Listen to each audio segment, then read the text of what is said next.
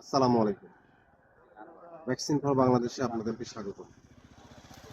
চারিদিকে মানুষ অ্যানিমেল, বিশেষ করে বিড়াল, কুকুর, এগুলো পেট অ্যানিমেল যেগুলো রয়েছে, এখন একটা ট্রেন্ড দেখা গিয়েছে ম্যাক্সিমাম বাসাতেই পোষা বিড়াল বিড়াল পোষা হচ্ছে।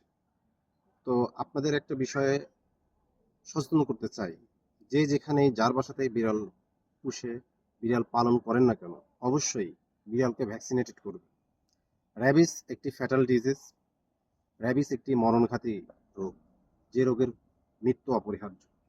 এবং বিড়াল, কুকুর যারা পালন করবেন, অবশ্যই পরিবারের প্রত্যেকটা ব্যক্তিকে প্রি এক্সপোজার ডোজের ভ্যাকসিন ডোজ কমপ্লিট করাবেন এবং অন্যকে র্যাবিস ভ্যাকসিনের প্রি এক্সপোজার ডোজ নিতে উৎসাহিত করবেন।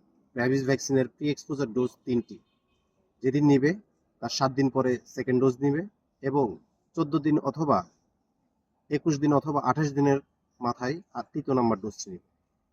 আমরা যদি ওভারঅল চিন্তা করি, র্যাবিস ভ্যাকসিনের প্রি এক্সপোজার ডোজ 3টি। প্রথম দিন যেদিন নিবে সেদিন প্রথম ডোজ, 7 দিন পর 3য় নাম্বার ডোজ, 21 দিন অথবা 28 দিন পরে নিলেই ভালো হয়। এটা হচ্ছে 3য় নাম্বার ডোজ।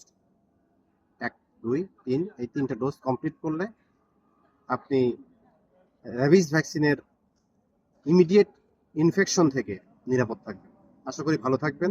মেসেজটি সবার কাছে পৌঁছে দিবেন।